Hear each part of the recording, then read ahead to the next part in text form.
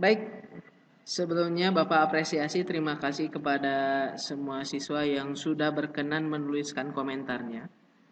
Tidak semuanya bisa menulis, tapi belajarlah menulis. Tidak semua bicara, maka belajarnya bicara. Tapi yang paling penting semuanya harus belajar mendengarkan. Kenapa?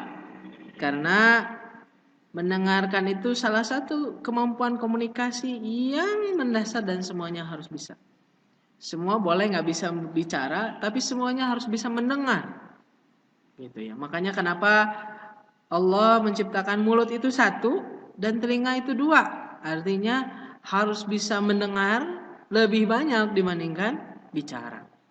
Nah sekarang Bapak yang bicara, kalian yang mendengar.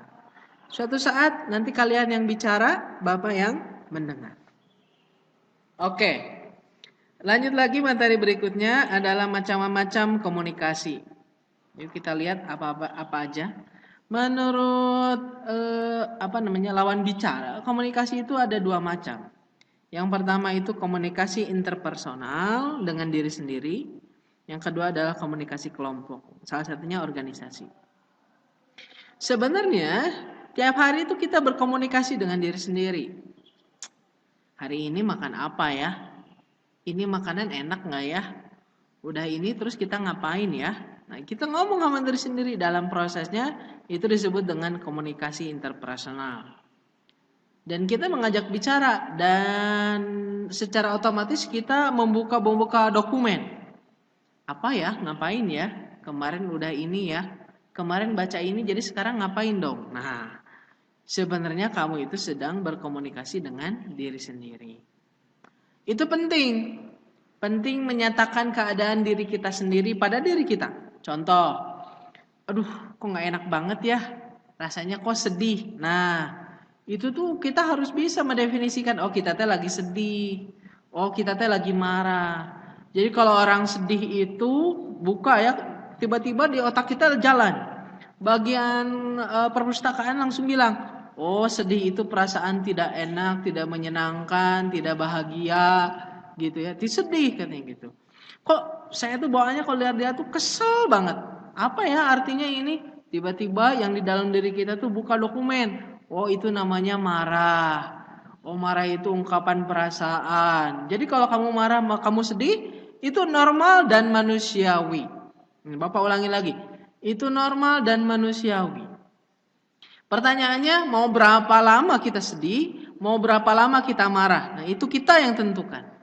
Jadi kalau misalkan kita sampai detik ini suka marah, coba sadari, apa nggak capek marah ya?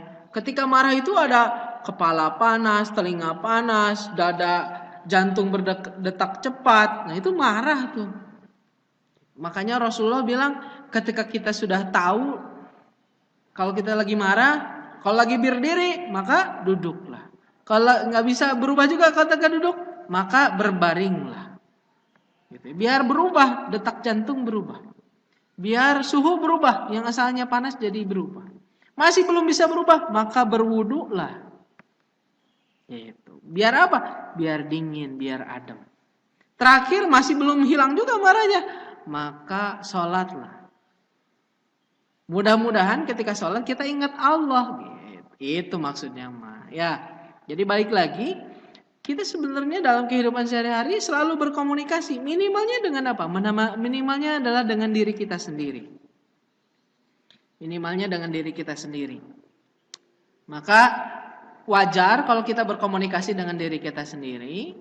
Wajar kalau misalkan kita tahu, minimalnya kita jadi tahu tentang bagaimana perasaan kita terhadap sebuah kejadian. Nah, selanjutnya adalah komunikasi kelompok. Komunikasi kelompok adalah komunikasi yang dilakukan oleh lebih dari 2 orang. Jadi kita dalam satu kumpulan kita berdiskusi, ngobrol, chattingan, nggak di grup, di WhatsApp atau di Telegram, maka itu komunikasi kelompok.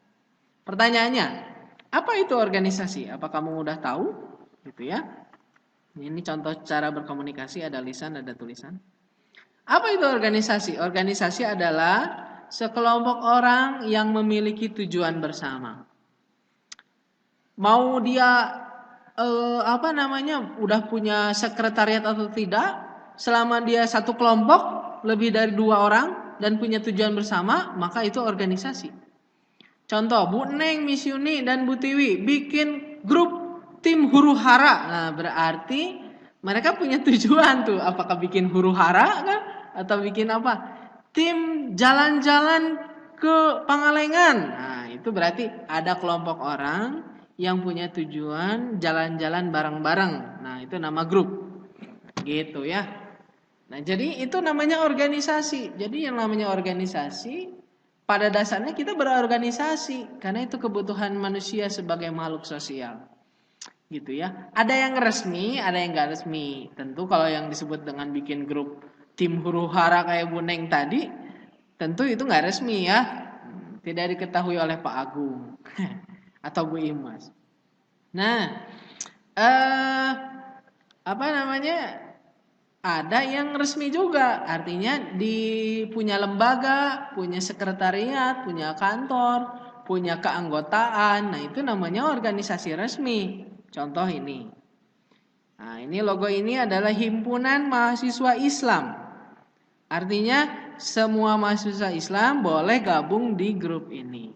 Logonya begini, tapi bukan berarti yang tidak gabung tidak Islami dong, tidak Islam dong. Artinya mereka punya tujuan, punya judulnya Himpunan Mahasiswa Islam. Namanya Himpunan Mahasiswa Islam. Ya. Oke, yang kedua. Ada yang tahu ini logo apa? Waduh, serem ya, ada tengkoraknya. Nah, ini adalah himpunan orang-orang yang naik motor moge, motor gede. Namanya Bikers Brotherhood. Mantap ya. Nah, mereka itu berkumpul karena punya hobi yang sama, jalan-jalan, dan khusus pakai motor gede, moge gitu ya. Rata-rata di atas 250 cc ya. Nah, ini biasanya bahkan mungkin dikawal sama patwal ya, sama polisi gitu ya, dikawal karena cc-nya gede terus juga cepet gitu ya, cepet. Nah, yang terakhir contoh, ini ada yang tahu ini logo apa? Biasanya anak akhwat nih tahu, anak cewek. Nah, ini logonya ARMY. Apa tuh ARMY? Bukan pasukan ARMY teh.